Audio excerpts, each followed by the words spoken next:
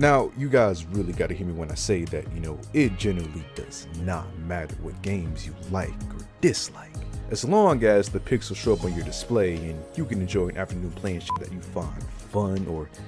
satiates your addiction, nothing else really matters because, at the end of the day, gaming is a lifestyle that's subjective to the person palm sweating on the controller or keyboard in their hands. Being on the internet claiming video game sides and platforms like GTA Lord Gangs is fun and all, but, it shouldn't be taken seriously because, we all just like different shit. Now, I say all of that as a way to, kind of distinguish what we should be talking about when it comes to this, little old video game industry of ours that we can barely afford. You see, it is mostly an opinion on whether you think a video game itself is good or not. But when it comes to studios and the companies producing these titles themselves, obviously, what you think of their decisions that they make on these titles and within their business is still an opinion, but you have way more testable evidence to prove the decision that they make is actually good or not. Case in point, all of these layoffs that we're seeing right now as a result of bad judgment during the pandemic and however Xbox decides to implode on itself in any given weekend. These decisions that the publishers and developers make directly impact the business side of video games, so we can actually see when something works and when something is a bottom of the barrel Ubisoft title. And I'm sure there's someone out there who's, just been crazy enough to document every single thing that these companies do and could definitively argue which company is the best decisions-wise, but for pretty much an entire period of, this generation, out of all these companies that we've seen in the public eye, it is pretty safe to say that if we're going to be nosy and pocket watch these companies,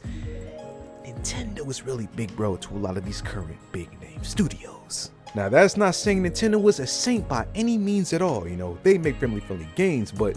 there's nothing family-friendly about the chokehold they have on Community Smash Bros. Tournaments. You might as well set these events up on the dark web now or risk getting Gary Bowser. But you see, it was reported in Nintendo's latest shareholding meeting that the company currently has 7,724 employees globally, and that since last year, the company grew in over 400 plus employee numbers, which is obviously a cool thing. Now, while talented people getting hired obviously isn't that groundbreaking, it's still significant because, like I mentioned earlier, it has been the worst year for developers working in the industry, especially for the likes of big names of PlayStation and Xbox employees who've had to deal with shit like weird publishing decisions or their teams just outright getting shut down because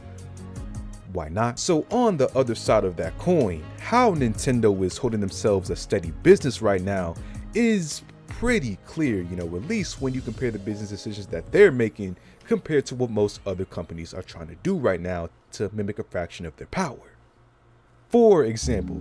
we've seen Nintendo buy up a very minimal amount of studios and not try to race other companies and buying up as much competition as possible, spending millions in the process. Companies like Xbox are so caught up in having a mega house of studios to bring in as much revenue as possible, but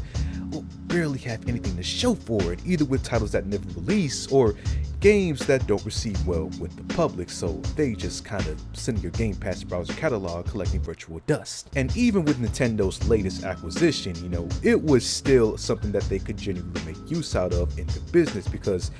after Nintendo's recent buyout of Shiver Entertainment, they claimed that the studio would mostly remain the same, just with the goal of putting more third-party games over to Nintendo hardware, so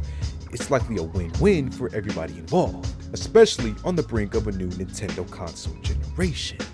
Business decisions like this and their ongoing focus on their well-received first-party IP is undoubtedly giving them a real-life money glitch right now, with no sign of a patch anytime soon. In fact, as of February of 2024, the company had over $11 billion in cash reserves and zero debt to pay, making them high on the list of Japan's current richest companies. A club that PlayStation could be a part of right now, but due to their last recorded debt being over $30 billion, they got knocked off that map like broken game assets collided. Now, I'm not Sony's personal financial advisor or anything, but having less incentive to buy a PS5 console, resulting in chopping down margins or normalizing things like spending over $300 million on Spider-Man 2's development budget for casual fans to not even notice the graphical upgrades from the first game and needing to sell 7 million copies just to break even might have something to do with that debt. I don't know though, that's just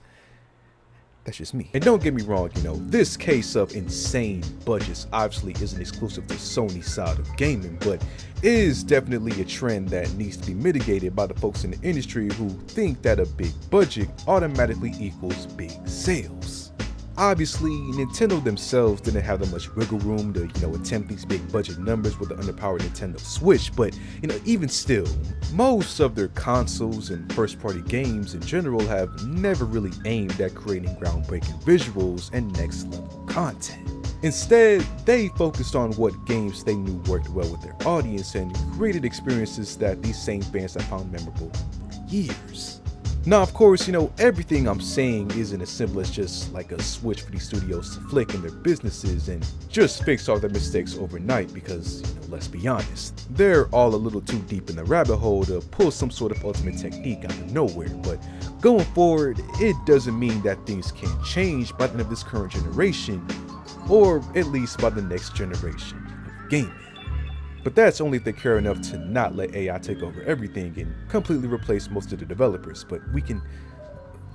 dream, right? As always, time will tell, so we'll just have to wait and see what the future holds for these companies and their business decisions.